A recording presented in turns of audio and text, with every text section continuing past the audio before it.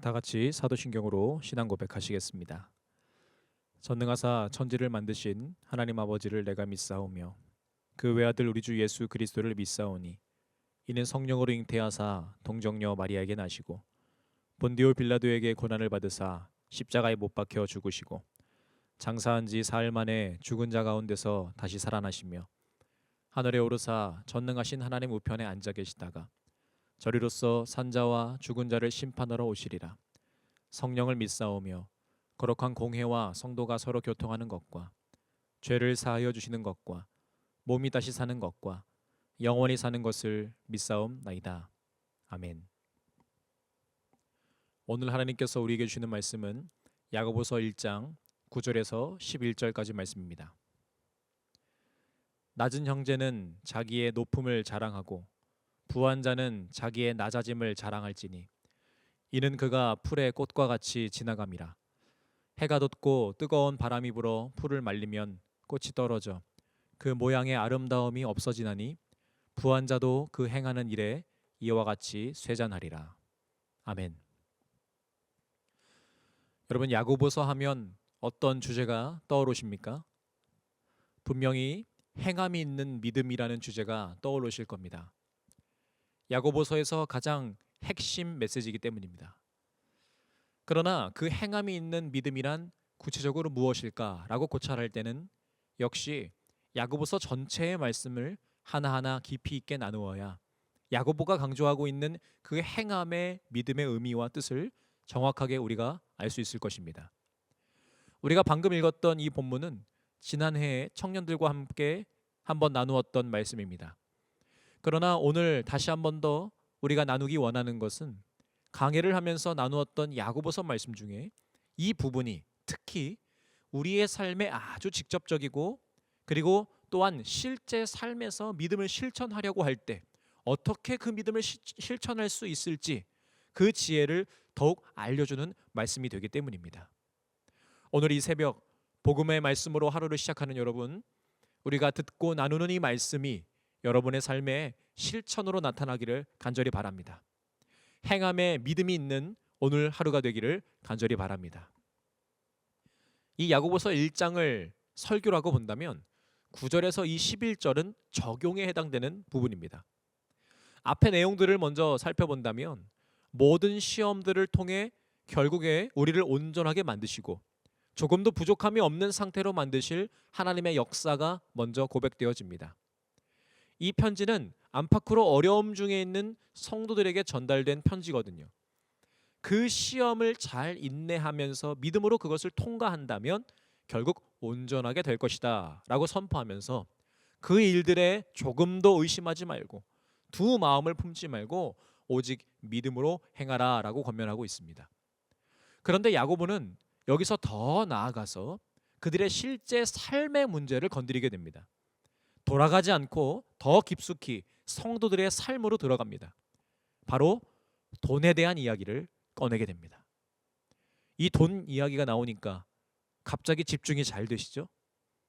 그만큼 이 주제가 우리의 삶에 굉장히 실제적이라는 것입니다. 그리고 이 문제는 야고보 사도가 활동한 그 시절뿐만 아니라 사실 전체의 인간사에서 빠지지 않는 문제 중에 문제입니다. 이 편지를 받는 성도들에게도 역시 돈의 문제가 있었습니다. 그들은 박해로 인해서 또 복음을 위해서 자신의 본향을 떠나 흩어져서 살고 있는 그런 성도들인데 그러다 보니까 이 신세 저 신세 져야 되고 반대로 돈이 있는 넉넉한 성도들은 없는 그 성도들을 돌봐줘야 하는 그러한 실제적인 문제 속에 그들이 놓여져 있었습니다. 그래서 야고보는 믿음의 행함이라는 주제 아래에서 오늘 본문 이후로 야고보서의 마지막 장인 5장까지 계속 이 돈에 대한 문제를 건드리고 그리고 우리가 내일 중요하게 한 번 더 나누길 원하는데 말에 대한 문제를 다루게 됩니다. 여러분, 말과 돈, 이 두 가지는 언제나 우리 인간사에서 문제가 되는 동시에 우리 믿는 자들에게도 이 믿음의 행함에 있어서 늘 고민이 되고 혼란스러움을 겪는 그런 문제입니다. 그러나 오늘 그리고 내일 이 야고보서의 말씀을 여러분이 잘 들으신다면 이제는 절대 그 문제들 앞에서 흔들리지 않고 두 마음을 품지 않고 믿음의 행함을 담대히 나타낼 수 있게 될 줄 믿습니다. 여러분, 먼저 이 돈의 문제 앞에서 하나님 나라의 기준을 여러분 먼저 우리가 알기를 원합니다. 하나님 나라는 소유의 기준이 있는 것이 아닙니다. 잘 기억하시기를 바랍니다.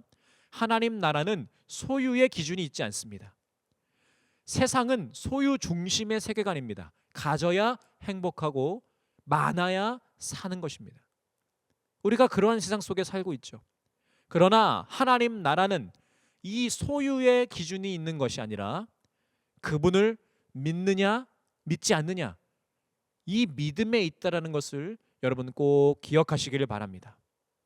그래서 우리가 사나 죽으나 가지나 못 가지나 누구든 믿음이 있다면 하나님 나라 가운데 사는 사람이 되는 것입니다. 소유의 유무에 따라서 자신의 가치가 측정이 되고 남을 판단할 때도 그 사람이 가지고 있는 사람이냐 가지지 않는 사람이냐 그렇게 우리가 판단할 텐데, 여러분, 많이 가질수록 자신의 말에 권력을 얻는 그러한 나라에 우리가 살고 있는 것이 아니라 우리는 하나님의 말씀으로 창조되는 하나님 나라에 살고 있는 줄로 믿습니다. 오직 그분의 말씀을 믿음으로 구원받게 되는 그 세계 속에 우리가 있음을 여러분 먼저 고백하시기를 바랍니다. 가지나 못 가지나의 기준에 의해서 판단되는 세상이 아니라 하나님을 믿음으로 이미 그 영원한 것을 소유한 그 나라 속에 우리가 거하고 있음을 여러분 먼저 선포하시기를 바랍니다. 자, 이제 우리가 말씀을 더 세밀하게 보겠습니다. 9절에서 10절 우리 함께 다시 한 번 더 읽어보겠습니다. 낮은 형제는 자기의 높음을 자랑하고 부한 자는 자기의 낮아짐을 자랑할지니 이는 그가 풀의 꽃과 같이 지나감이라. 아멘. 여러분, 이 문장을 잘 보시면 참 재밌습니다. 야고보서를 여러분이 쭉 읽어보시면 느끼실 텐데 야고보는 돌려 말하는 성경이 아닙니다. 야고보는 이 편지를 읽는 그리스도인들에게 확실하게 이렇게 말합니다. 명령합니다. 자랑해라, 이렇게 명령합니다. 단번에 자랑하라라고 명령합니다.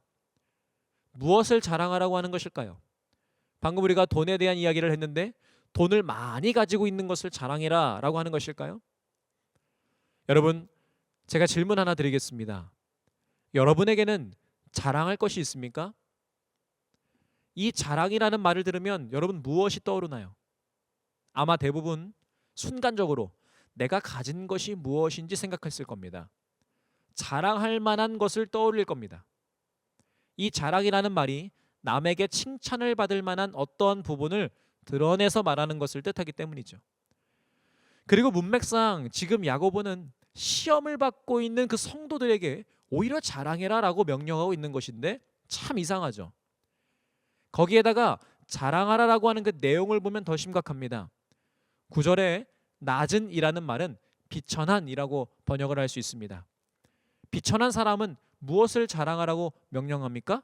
높음을 자랑해라 라고 하고 있습니다. 야고보가 비천하다라는 뜻을 모르진 않았을 겁니다. 가진 것이 없는 빈털터리 상태인데 여러분 높음이 어디 있겠습니까? 없는데 어떻게 자랑할까요? 이 10절도 마찬가지입니다. 부한 자, 부유하고 가진 것이 풍부한 사람인데 오히려 무엇을 자랑하라 라고 하냐면 낮음을 자랑해라 라고 말씀하고 있습니다. 굉장한 역설이죠. 특별히 처음에 말씀드렸던 이 세상의 가치와는 완전히 상반되는 문장입니다. 자, 여러분, 야고보는 지금 이렇게 말하고 싶은 겁니다. 그리스도 안에서 부유한 자나 가난한 자나 모두 다 자랑할 것이 있다고 야고보는 말하고 싶은 겁니다. 어떻게 여러분 이러한 논리가 성립이 될까요? 부유한 자든지 낮은 돈이 그 기준이라면 낮은 자가 자랑할 것이 전혀 없을 것입니다. 빈곤한 여러분, 이 교회 안에는요 낮은 형제, 즉 경제적으로 빈곤한 계층도 있습니다. 그리고 부유한 교우들도 있습니다. 야고보는 이 두 부류를 모두 다 인정합니다. 잘 여러분 기억하시길 바랍니다. 가난한 사람이나 부유한 사람이나 그들 모두를 인정하는 말씀이 오늘 이 말씀입니다.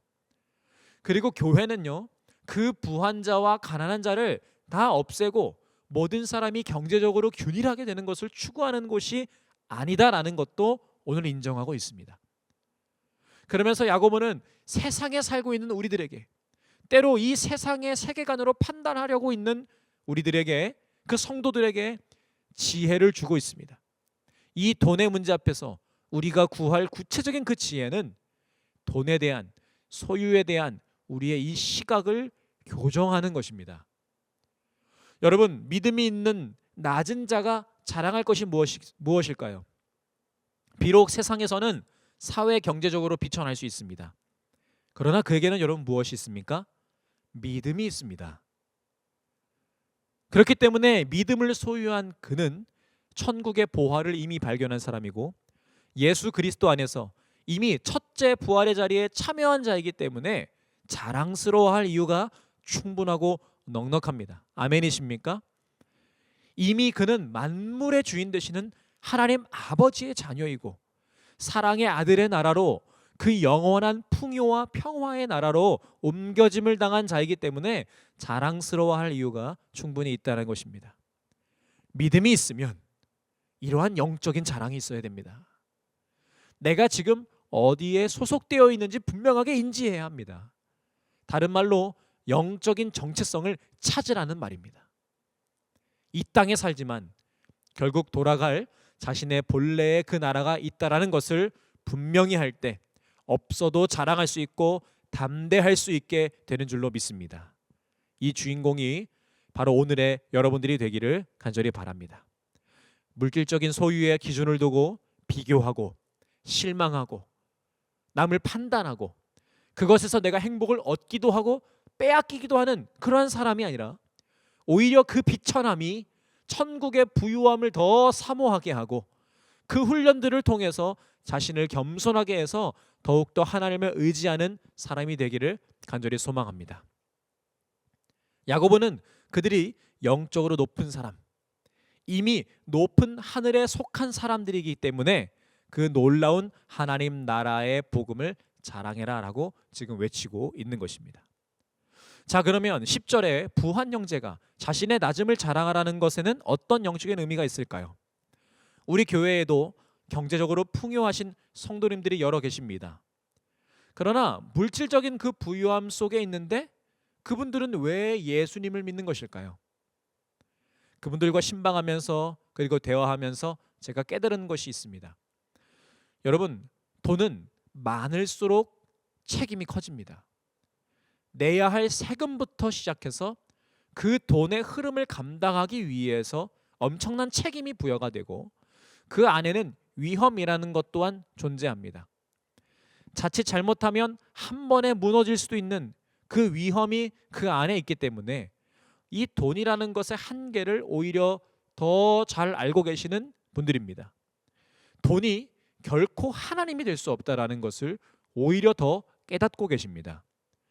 그렇기 때문에 그 안에서 경험하는 인간의 실존, 범죄한 인간이 땅을 경작해야만 살아갈 수가 있는 그 실존, 버텨내야 되고 계속 유지해내야 되고 하루하루 견뎌내야 하는 그 부담과 경쟁, 그래서 언제든 낮아질 수 있다라는 그 불안과 걱정과 염려 속에서 결국에 하나님 안에 오직 영원한 평화가 있구나. 그분들은 이 진리를 더 깨달은 분들입니다. 그래서 부유한 자는 물질, 돈 그 자체를 가졌다라는 그 사실이 아니라 그 가진 것을 통해서 경험하게 되는 영적인 깨달음, 인간의 한계와 그 낮음의 깨달음을 자신의 복음의 자랑으로 여기라는 것입니다. 이 부분에 대해서 야고보 사도는 더 자세하게 설명하고 있습니다. 10절과 11절 다시 한번 읽겠습니다. 부한 자는 자기의 낮아짐을 자랑할지니 이는 그가 풀의 꽃과 같이 지나감이라. 해가 돋고 뜨거운 바람이 불어 풀을 말리면 꽃이 떨어져 그 모양의 아름다움이 없어지나니 부한 자도 그 행하는 일에 이와 같이 쇠잔하리라. 아멘. 이사야 말씀에 풀은 마르고 꽃은 시드나라는 구절을 신약에서 야고보가 사용합니다. 베드로 사도도요, 베드로 전서에서 육체를 꽃에 비유해서 인간은 한시적으로 있다가 곧 사라지는 존재, 그리고 하나님 대신에 물질을 의지하려는 인간의 유한함을 말하기도 했습니다. 이 부라는 것을 볼 때 그 부를 가져다주는 무수한 변수 가운데 단 하나만 하나님께서 건드리시면 즉시 돈에 기댔던 그 아름다움들이 다 소멸되고 맙니다. 충분히 한순간에 사라질 수 있는 그러한 요소에 나의 영원함을 맡기고 기댄다면 그보다 어리석은 일이 없는 것이죠. 이성적인 사람이라면 조금만 생각해도 돈의 유한함을 알게 될 것이지만 이 돈이 주고 있는 극강의 쾌락에 우리는 물들고 중독되기 때문에 그것을 왕으로 여기면서 평안을 끊임없이 그 돈에서 찾다가 그 인생이 끝나게 되는 것입니다.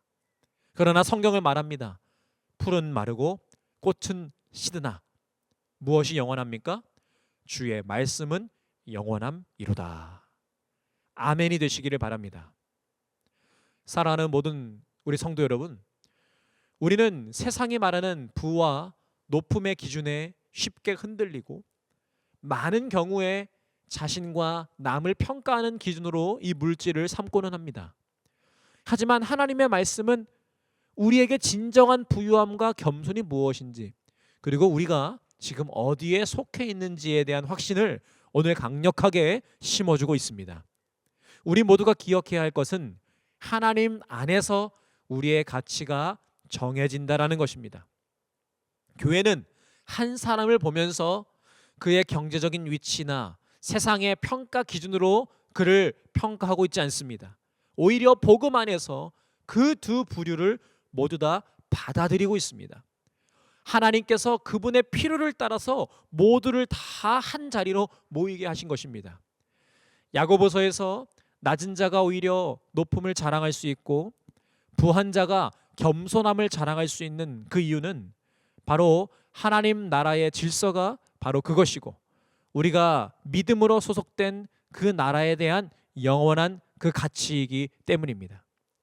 하나님 앞에서 우리는 모두가 다 그분의 사랑을 입은 자들이고 그분의 뜻 안에서 우리의 모든 그 생활 방식들이 의미를 갖게 됩니다. 이제 오늘 하루도 이 돈이 지배하는 세계 속에서 살게 되는 여러분, 하나님 나라의 백성답게 살기를 소망합니다. 믿음의 행함이 오늘 여러분께 있기를 간절히 바랍니다. 이 돈의 시험을 믿음으로 넉넉히 이겨내시기를 바랍니다. 없어서 괴롭든 있어서 버티고 있든 그 인내 속에 우리의 믿음의 씨앗이 결국 꽃 피고 열매 맺기를 바랍니다. 자, 여러분, 이제 오늘 본문을 다시 한번 읽고 말씀을 마치려고 하는데요. 천천히 읽으면서 이 돈에 대한 그간의 여러분의 시선을 다시 한번 더 정리하시고 믿는 자들이 가져야 할 하나님 나라의 세계관에 더욱 여러분 가까이 가시기를 바랍니다. 야고보서 1장 9절에서 11절 말씀입니다. 낮은 형제는 자기의 높음을 자랑하고 부한 자는 자기의 낮아짐을 자랑할지니 이는 그가 풀의 꽃과 같이 지나감이라. 해가 돋고 뜨거운 바람이 불어 풀을 말리면 꽃이 떨어져 그 모양의 아름다움이 없어지나니 부한 자도 그 행하는 일에 이와 같이 쇠잔하리라. 아멘. 우리를 이렇게 세상 속에서 완성해 가시는 하나님과 함께 오늘도 승리하시기를 간절히 바랍니다. 기도하겠습니다. 하나님 아버지, 오늘도 세상 속에 살아가는 우리 모든 성도들과 모든 하나님 아버지, 오늘도 세상 속에 살아가는 우리 모든 성도들에게 하나님의 놀라운 진리의 말씀을 들려주심에 참으로 감사드립니다. 복음의 말씀이 우리 가운데 들려지게 하심에 참으로 감사드립니다. 주님, 오늘 이 세상 속에서 세상의 기준에 우리의 모든 것을 내어 빠져 사는 것이 아니라 하나님 나라 속에 사는 우리 모든 믿음의 성도들이 될 수 있도록 주님 인도하여 주시옵소서. 오늘 하루 살아갈 때 오직 믿음으로 승리하는 우리 모든 성도들 될 수 있도록 하나님 붙들어 주시옵소서. 주님의 말씀이 우리 발의 등불이 되게 하여 주시고 모든 판단의 기준이 될 수 있도록 주여 붙들어 주시옵소서. 주님, 세상은 여전히 돈이 있고 없고에 따라 한 사람의 가치를 판단하게 될 것입니다. 그곳에는 자유가 없고 그곳에는 평안이 없습니다. 주님, 우리가 가지고 있는 이 복음, 평안의 복음, 모든 사람이 믿는 자들은 하나님 안에서 평안을 누리고 주님의 놀라운 사랑을 더 깊게 알게 된다라는 이 복음을 더 전하며 나가는 오늘 하루 될 수 있도록 주여 인도하여 주시옵소서. 주님, 가지고 있어서 행복하고 없어서 불행한 것이 아니라 이미 우리는 있거나 없거나 하나님 안에 존귀한 자들인 줄로 믿습니다. 주님, 우리의 이 영적인 시선이 다시 한번 회복되게 하여 주시옵소서. 특별히 그 가운데서도 없는 것으로 인하여 힘들어하고 있는 자들을 위하여 기도하며 나아갑니다. 주님, 주님께서 그들 가운데 진정한 평안을 더욱더 허락하여 주실 줄로 믿습니다. 주님, 없어서 우리가 괴롭고 버텨내느라 또 하루하루 생계를 이어가느라 너무나 힘들고 눈물의 하루하루를 우리가 살아갈 때가 있습니다. 그러나 주님, 그럴 때마다 더 영원한 하나님 나라를 사모하게 하여 주시고, 주님, 오늘로 끝이 아니라 예수께서 다시 한번 이 땅 가운데 오실 때 그 나라를 더욱더 우리가 소유하게 될 때 그 모든 고통이 보상된다라는 그 소망을 가지고 하루를 잘 견뎌내며 살아갈 수 있도록 주여 인도하여 주시옵소서. 주님, 또한 가진 자들을 위하여서도 기도하며 나아갑니다. 그 가진 것을 나누기 위하여서 하나님 나라를 위하여 사용하기 위하여 그 마음에 선한이 있음을 주님 고백하며 나아갑니다. 주님, 그들 가운데 함께하여 주셔서 그것을 나누고 또한 헌신하며 나아갈 때 그 놀라운 마음을 주님께서 기억하여 주시고 그들이 베풀고 베풀 때마다 주님 더 넉넉하게 하여 주셔서 그들에게도 또한 평안을 허락하여 주시옵소서. 주님, 교회 안에서 우리 모두가 하나님의 자녀들입니다.